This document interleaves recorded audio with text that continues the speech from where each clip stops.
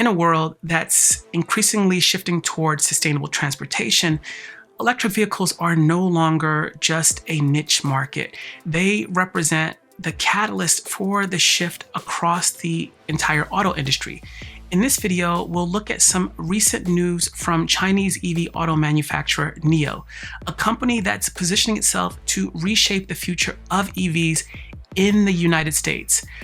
By 2025, NIO's aim is to accelerate its presence to 25 countries, with the US poised as one of its key markets.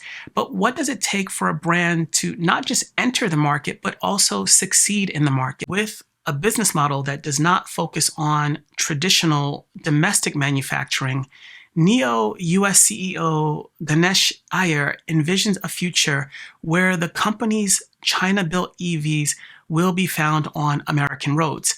But will the Inflation Reduction Act tax incentives for North American-built EVs be too big of an obstacle for NIO's ambitions?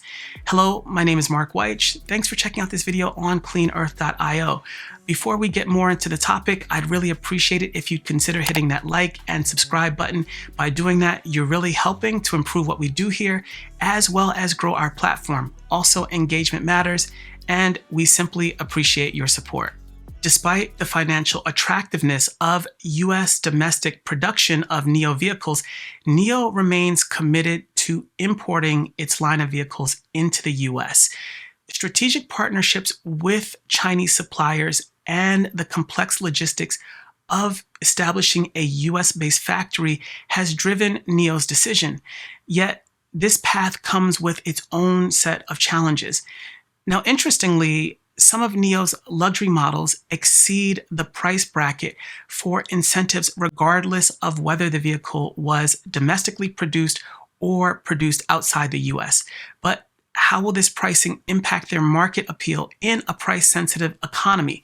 Well, as policies evolve and the automotive landscape shifts, NIO's 2025 goals comes with a condition: the assurance of market readiness.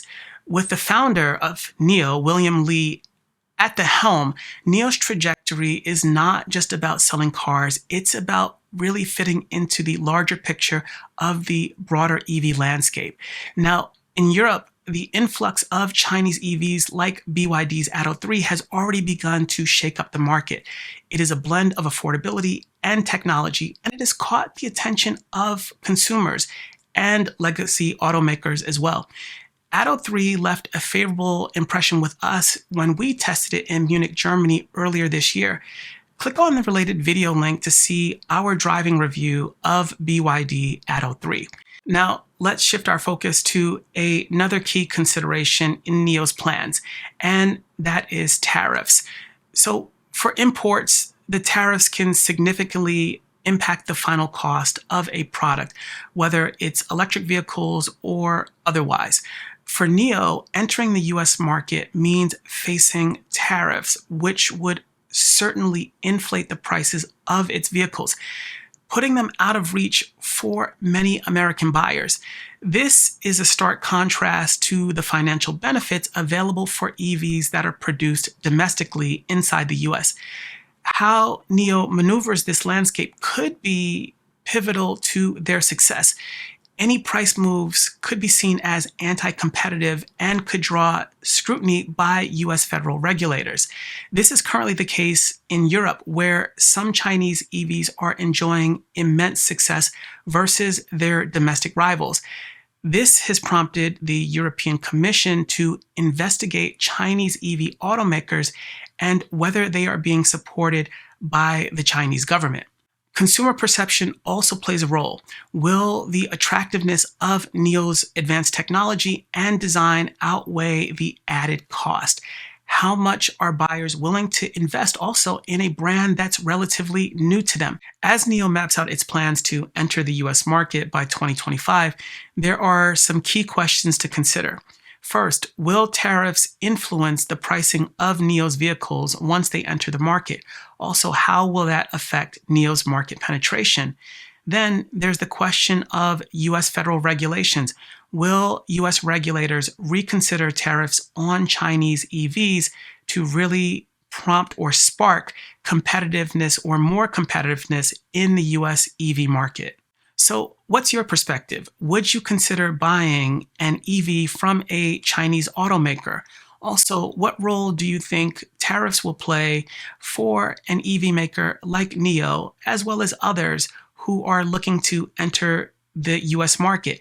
Do you think that will be a barrier to entry, and should it be a barrier to entry? Or is open competition a good thing for the American EV market?